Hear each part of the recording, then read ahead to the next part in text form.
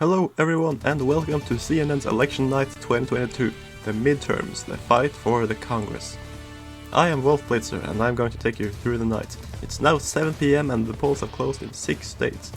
In the state of Indiana, Todd Young is the winner, defeating Democrat J.D. Ford. In the state of Kentucky, the winner is Republican Rand Paul, defeating Charles Booker. And in the state of South Carolina, another hold for the GOP, Tim Scott, the incumbent Republican, defeats Joe Cunningham. And in the state of Vermont, one of the longest serving senators in history, Patrick Leahy will go on to win another term in the US Senate. The state of Georgia is currently too close to call. And we're now at the 7:30 PM poll closings, and the polls have closed in 3 more states, including the state of Ohio, where we can now project that the businessman Bernie Moreno will win the Senate race, taking it over for retiring Republican Rob Portman. It's a hold for the GOP. Bernie Moreno defeats Tim Ryan in Ohio.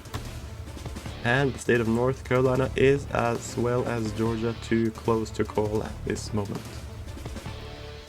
And we can now at 8 PM go to the state of Illinois, where Tammy Duckworth, the incumbent Democrat, will defeat Joe Walsh for re-election to another term in the US Senate.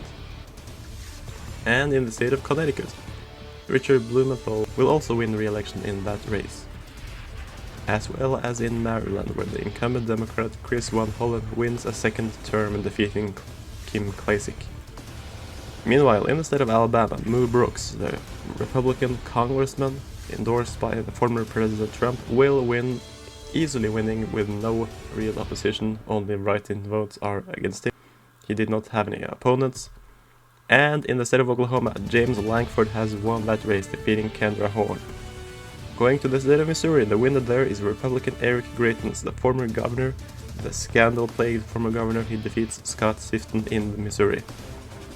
Next one, we go to Florida, where incumbent Marco Rubio will easily win the re-election, defeating Congresswoman Val Demings. And these states are currently too close to call. We have no results yet from Georgia, North Carolina, New Hampshire or Pennsylvania. These races are tight. It's now time for 8:30 PM and we have the results from the state of Arkansas. And we can project that Republican John Boozman will win in Arkansas, defeating Democrat Jack Foster in that state. And here you see that the map is filling in a lot of red and a few patches of blue, mostly on the east coast. And the current states that are still too close to call have not changed. Georgia, North Carolina, New Hampshire and Pennsylvania are still too close to call. It's now 9 PM on the east coast and polls have closed in more states. And we can now project the winner in the state of New York. Chuck Schumer, the Senate Majority Leader, will win re-election, defeating Patrick Bateman. And the Republicans also have many wins across the country, from north to south. In the state of North Dakota, Republicans will win, as well as in South Dakota, Kansas, and Louisiana. In Louisiana, the incumbent Republican John Kennedy will avoid a runoff in that race. And in the state of North Carolina, Mark Walker will win another term, defeating Jeff Jackson in that race. It's a hold for the GOP. Mark Walker wins this seat of retiring Republican Richard Burr. And now in the state of Georgia, we can see that Doug Collins, the Republican challenger, has unseated Democrat Raphael Warnock. It is a pickup for the Republicans and for Mitch McConnell. And we can now see that the Republican raid has been filling in across the American South, and we are moving westward with the time zones. It's now 10 PM on the east coast and polls have closed in a bunch of more states. Out of the state of Utah, we can see that Mike Lee, the incumbent Republican, will go on to win another term in the US Senate. As will the state of Iowa. The state of Iowa will elect a new Republican. Pat Grassley, the grandson of the retiring Chuck Grassley, will win that open seat, keeping it in Republican hands. He defeats Abby Finkenauer in that race. And in the state of Colorado, Michael Bennet, the incumbent Democrat, defeats Owen Hill and keeps that seat in the Democratic column. It was expected, and Michael Bennet has now secured that for the Democrats.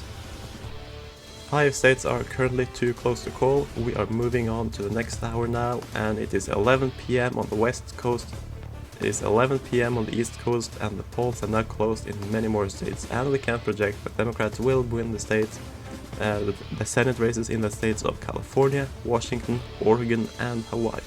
Meanwhile, Republican Mike Crapo will win re-election in the state of Utah, a heavily Republican state.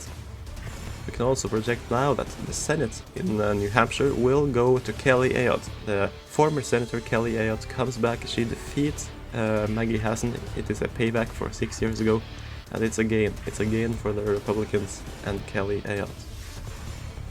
We can now see that the Republicans are getting closer. They are getting very close to the magic number of 51 votes. They need 2 more seats. They can get there if they just hold their own at this moment, but it is not looking that well in, for example, the state of Wisconsin, where they are behind. Democrats are looking anxious at this map.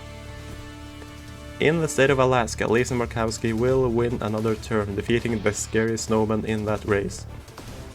And in the state of Wisconsin, we can project that Ron Kind, the Democrat, will defeat Brian Steele. It is a pickup for the Democrats. Ron Kind takes that seat. He will take over it from retiring Republican Ron Johnson. It is a pickup for the Democrats in Wisconsin.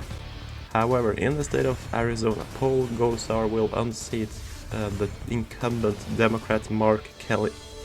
Republicans are very happy tonight in Arizona. Paul Gosar, the congressman, has now taken it for the Freedom Caucus and the GOP. Also, in the state of Nevada, Adam Laxalt has defeated the incumbent Democrat Catherine Cortez Masto. Republicans pick up that seat in Nevada. Going to the state of Pennsylvania, now we can project that Ryan Costello will keep this seat in Republican hands. He holds it. Retiring Pat Toomey did retire, and the Republican Ryan Costello narrowly defeated Democrat Connor Lamb, who had to give up his seat, which is now being taken by Sean Parnell. We can also say that Guy Reschenthaler, the congressman, has won the gubernatorial race in Pennsylvania. And here you have the composition into the year of 2023. It is 53 Republicans and 47 Democrats. It is a big mandate for Mitch McConnell, and it will be very difficult for Joe Biden and Kamala Harris to pull their agenda through the next 2 years. This was CNN!